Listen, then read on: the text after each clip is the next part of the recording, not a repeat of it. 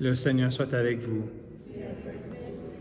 Évangile de Jésus-Christ selon saint Marc.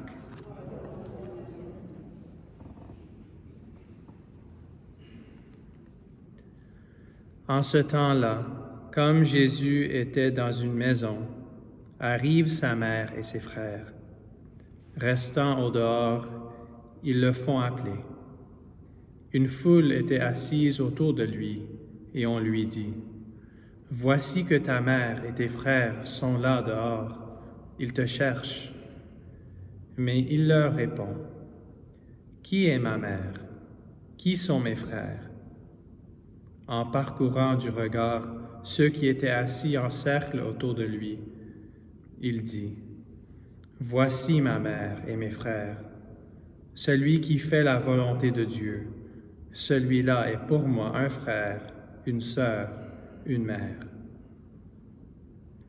Acclamons la parole de Dieu.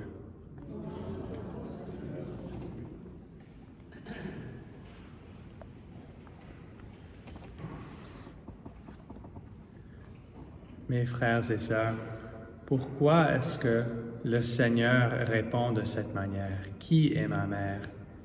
Qui sont mes frères et sœurs? Est-ce que c'est parce qu'il était frustré qu'on donnait trop d'attention à sa mère? Non.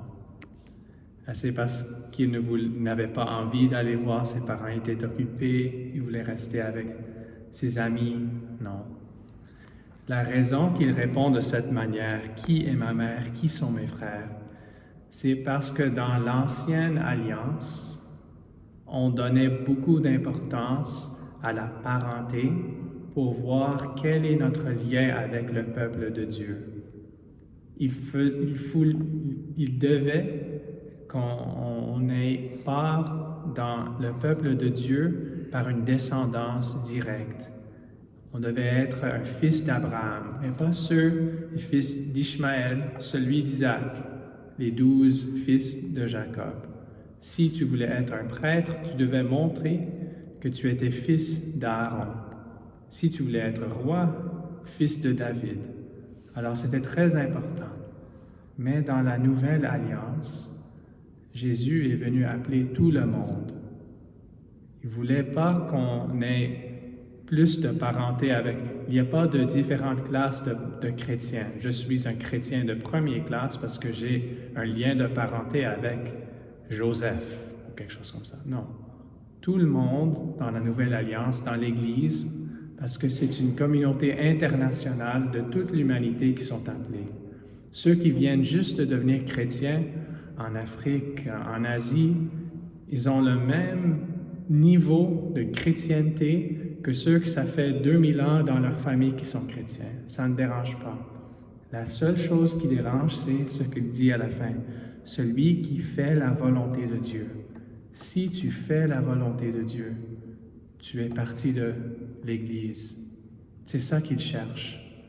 Dans l'Ancien Testament, le Seigneur voulait protéger un peuple pour qu'il se prépare pour que le Messie vienne. C'est pourquoi qu'ils étaient dans un sens restricté, loin du reste des autres nations, pour qu'ils n'aient pas dans l'idolâtrie, dans le sacrifice de leurs enfants, des choses comme ça. Mais maintenant que Jésus est venu, il n'y a plus besoin de rester loin des autres. Tout le monde est appelé. Et dans la même manière que le Seigneur ne regarde pas à nos ancêtres pour voir si nous sommes de bons chrétiens, on ne demande pas ça fait combien de générations que tu es chrétien. Non, on fait seulement voir si tu fais la volonté de Dieu. Dans la même manière, dans notre vie personnelle, moi aujourd'hui, la seule chose qui compte, c'est est-ce que je fais la volonté de Dieu maintenant. Même tous mes péchés de ma vie, si je les confesse, ça ne dérange plus. Il y a maintenant seulement le moment présent. Alors, vous voyez comment notre Seigneur, Dieu est bon. Et on n'a pas besoin de montrer une preuve de parenté. On n'a pas besoin de montrer une preuve de vie parfaite, qu'on n'a pas péché, qu'on n'a pas tombé, même si ça fait 1000 fois qu'on tombe. Le moment présent, c'est tout ce qu'on a. Alors, si on n'est pas dans un état de grâce, on va à la confession. Si on l'est, on fait la volonté de Dieu. C'est tout ce qui compte. Alors rendons grâce au Seigneur qui a simplifié notre relation avec Dieu. Avant, c'était compliqué. Maintenant, c'est simple. On a Jésus.